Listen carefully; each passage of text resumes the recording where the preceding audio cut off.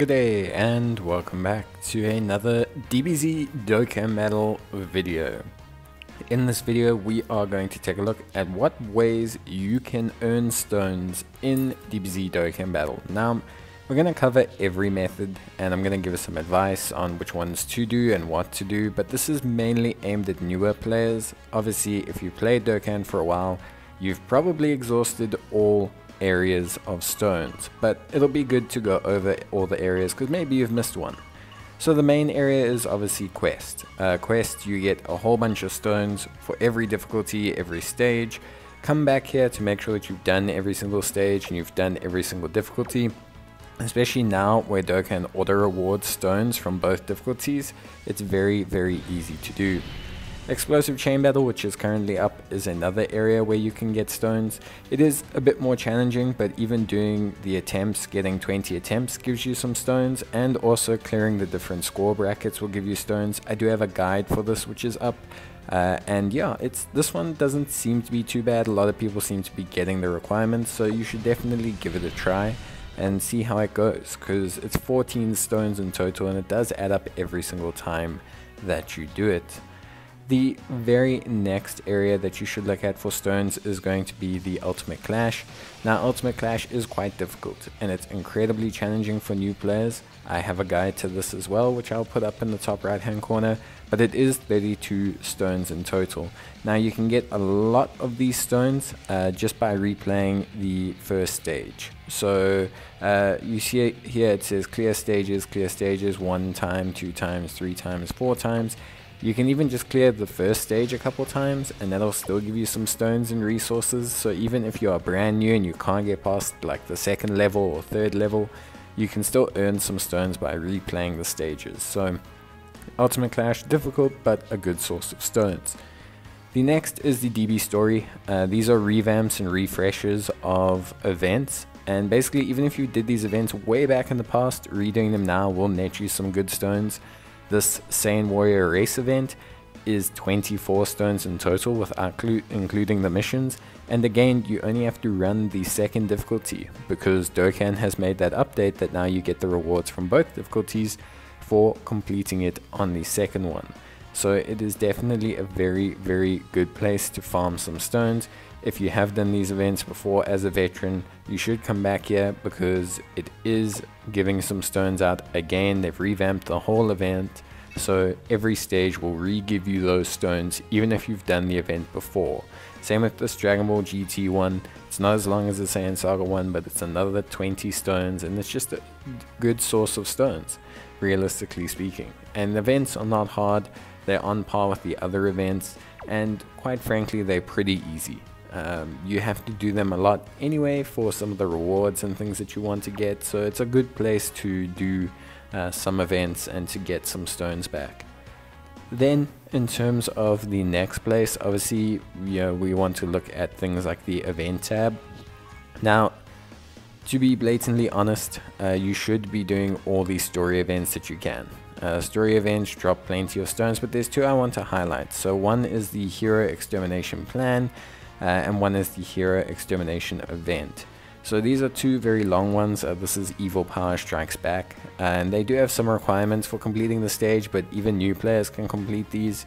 The stages are very easy, and yeah, there's a lot of stages. As you can see, stage 20 drops 10 stones, 25 drops 5 stones. There's 38 stones in total from that single event there. And if you go to its counterpart event, the Hero Extermination Plan event, here there is another 25 stones, I believe, or 24 stones, sorry I should say. There is 10 from stage 20, no, so it's actually 20, it's 33 stones, so it's 33 stones in total, so together that's over 60 stones. It's a whole multi from those 2 events. A lot of people probably haven't done them, especially new players, so you should definitely do them. You should be doing all the other story events, but I'd like to bring a point to strike missions. Strike missions can sometimes have 2 or 3 levels in them, and they also drop stones on every single difficulty. So strike missions are another good way of earning stones. I remember when I urgently needed stones, I ran all the strike missions and I came out with something like 30 or 40 stones, which is really good. The growth tab doesn't really net you too many stones, But on the challenge tab, it's a little bit difficult to break up everything into what you should and shouldn't do. So what I'm going to do is I'm just going to start off with do all the Dokkan events. So there are so many Dokkan events now because so many units have Dokkan awakenings, and for new players who are looking for stones, just completing the Dokkan events will get you a lot of stones. I mean, if you look at this Cell event, every difficulty gives you a stone, and this event has 8 stones in it, very similar to the Broly one. Together that's 16 stones already. So if you haven't done all the Dokkan events, even if you don't need to Dokkan awaken your characters, go and complete the events, you will get a lot of stones. Next, before we talk about anything else, I do want to talk about Portal of Memories. Everything I say here does apply to Portal of Memories as well. It is pointless saving up your keys. Please go and use them. If you need to farm SA from here or farm stones from here, go and do so. You won't be able to get mission stones, but you will still get stage clear stones. So you need to go and farm these stages. Use all the keys you can get. Farm as many stones as you want. Z battles as well. They are all here, so as soon as you have Portal of Memories open, if you're looking for a way to get yourself some stones, this is a great way. So everything I say does apply to the Portal of Memories as well. Then if we head back to event, as I was saying, you want to do all the Dokkan events, but the punching machine is a very special event. I have a nuking guide which will appear in the top right hand corner right now, and you're going to want to do that punching event. Look, listen. Stages 6, 5 and 4 here are not nearly as hard as the other stages, and so I would honestly suggest that you guys give it a real try. You can do it every single day, so there's really no reason to not attempt it. It is very easy to attempt, and yeah, maybe the luck won't be by your side, but you can get quite a few stones. Next, things like Extreme Z areas, Extreme Z battle, Extreme Z this, you know, Extreme Super Battle Road. All these are great sources of stones, but they are challenging. I do have, you know, some guides to all the stages up. To every single stage I have free-to-play friendly guides where I can. I put in free-to-play friendly units. I am thinking of starting a fully free-to-play series in how to complete every stage free-to-play.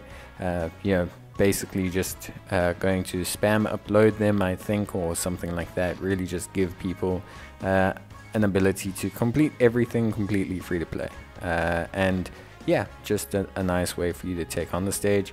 Everything here is great. They drop 6 stones per stage, and it's really starting to add up now. I mean, Super Battle Road is like 300 stones, ESBR is like 240 stones.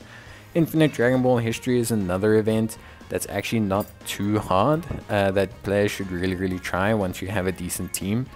For the most part, you may not be able to complete the category challenges, but it's still around 18 stones per stage, even without completing the category challenges. So I highly suggest that you do give that a try when you can. There's plenty of stages here to try, and you don't always need the absolute best units to take it on, so I would suggest doing so. Then you know, if we take a look at things like the Gods of Destruction event and that, obviously they're good sources of stones, Fighting Legend Vegeta, Fighting Legend Goku GT, but it is incredibly difficult kind of content. Same with ESBR, even with some of the later SBR stages, it is very difficult content, but even doing the initial clear will give you some stones. And I have done guides on how to complete some of the category challenges, so that when you can, you should definitely try them. And don't be scared, the game does power creep on itself, so you can try them out quite a lot now, and you should be really good on some of them that you thought you couldn't complete before. Last is Extreme Z battles. There are always these ones up, these are permanent ones. I always suggest to new players you need to take these on. Some of them are not as hard as you can imagine them to be. They are very straightforward, and they're great ways to earn stones, earn Kais, earn some early resources, especially ones like the Cell one, ones like the you know, Fierce Battle one, all very good. So definitely consider taking them on. They are going to be worth your time, and you'll get yourself quite a few stones from them.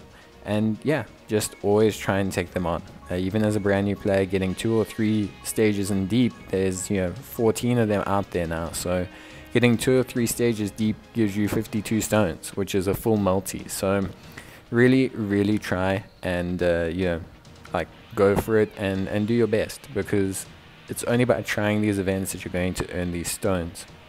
But yeah, that's pretty much it for me. Just thought I'd do a little bit of an update. Obviously it's not surprisingly new information, but it could be helpful. So as always, take care, stay safe, and if you have a comment, leave it down below and I'll try and reply. But until the next video, take care, stay safe, and I'll see you guys next time. Bye.